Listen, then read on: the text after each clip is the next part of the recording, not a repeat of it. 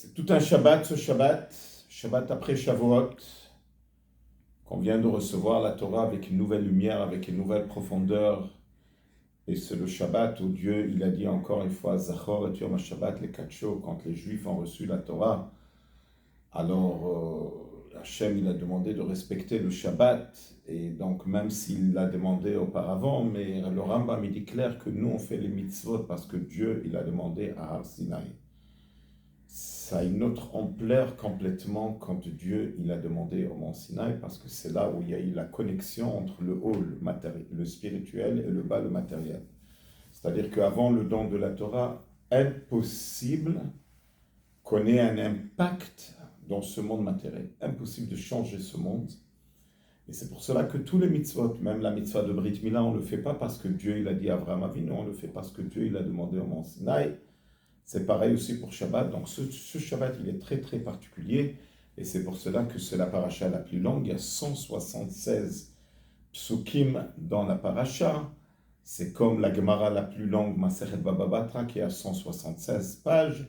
C'est comme dans le Tehillim, le Mizmor le plus long, il a 176 psukim. Et même dans le Medrash, on voit que c'est très lent sur cette paracha. C'est particulier, et le nom de la paracha, c'est Nasso et Rosh. Un juif, surtout après qu'on a reçu la Torah, on vit dans une période assez particulière qui s'appelle Yemei HaTashlumim, qui montre sur un chesed, une bonté infinie de Dieu, que Dieu il aime tellement le peuple juif, et donc il veut s'assurer que même on a reçu la Torah Shavuot, mais maintenant la question qui se pose, est-ce qu'on l'a vraiment reçu? Est-ce que ça a vraiment pénétré en nous? Et donc, on a jusqu'à dimanche, c'est des jours qu'on ne fait pas Tachanoun, parce que à l'époque du Beth Amikdash, on pouvait, si quelqu'un il a raté le sacrifice à Shavuot, il pouvait l'amener jusqu'à le 12 Sivan. Alors, c'est des jours très très précieux, qu'on peut encore finaliser ce que Dieu nous demande pour Matan Torah.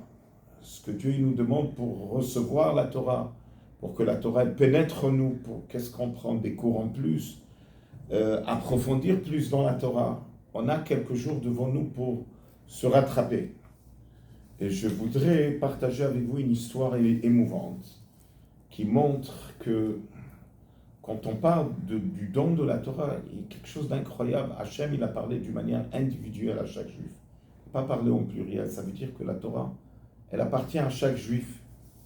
Et le rabbi, il a insisté qu'on recommence les Pirkei Avot ce Shabbat. Et donc, ce Shabbat, c'est connecté avec le premier Perek, où là-bas, il y a Hillel Azaken qui dit qu'il faut courir après la paix, approcher le juif vers la Torah, qui veut dire qu'il ne faut jamais se décourager d'un juif. Alors, voilà l'histoire.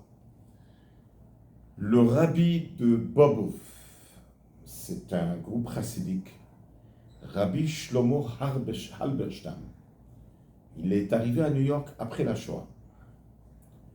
Il est arrivé seul. Il s'est installé à East Side Manhattan. Le pauvre, après cette terrible Shoah, ce rabbi a perdu sa famille, a perdu ses chassidim. De toute sa famille, il lui restait un seul fils, Rabbi Naftali. La situation était tellement dure qu'au début, quand il est arrivé à New York, il n'avait même pas de minyan pour la prière. Alors, une fois, il lui manque un dixième pour minyan. Alors, il sort et il cherche un juif. Et il trouve un juif que lui-même, il a traversé la Shoah, mais complètement loin de la pratique de Torah Mitzvot. Le rabbi de Bobov lui demande, s'il te plaît, est-ce que tu peux rentrer à la synagogue pour compléter le minyan?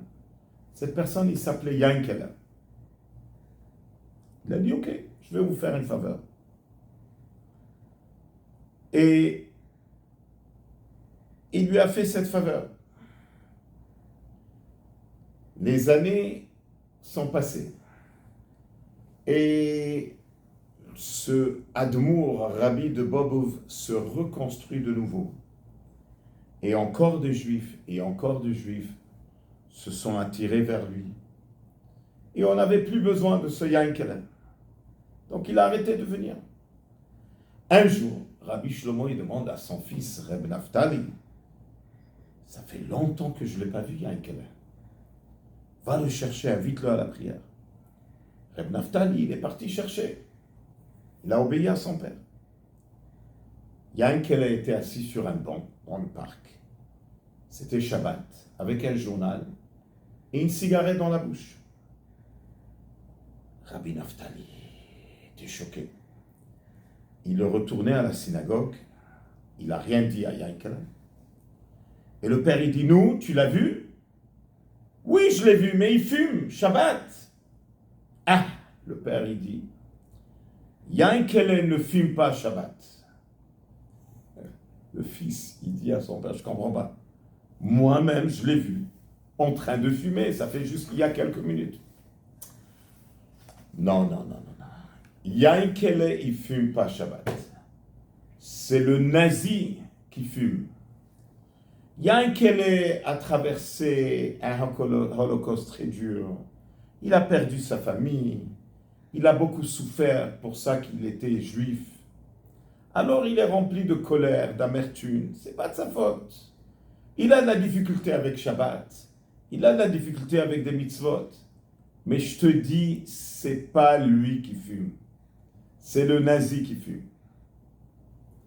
30 ans plus tard, Yankele, il arrive chez le rabbi de Babouf avec une grande kippa et il l'invite pour le mariage de son fils.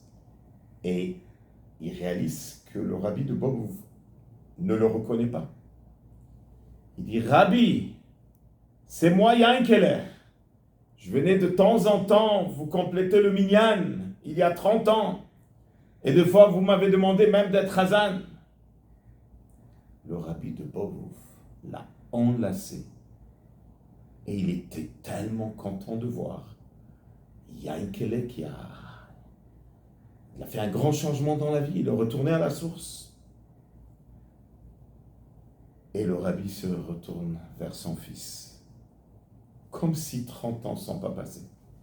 Tu vois, Naftali, je t'ai toujours dit que ce n'est pas lui qui fumait. Yankele ne fume pas Shabbat. Voilà comment il faut regarder sur un juif. Shabbat Shalom.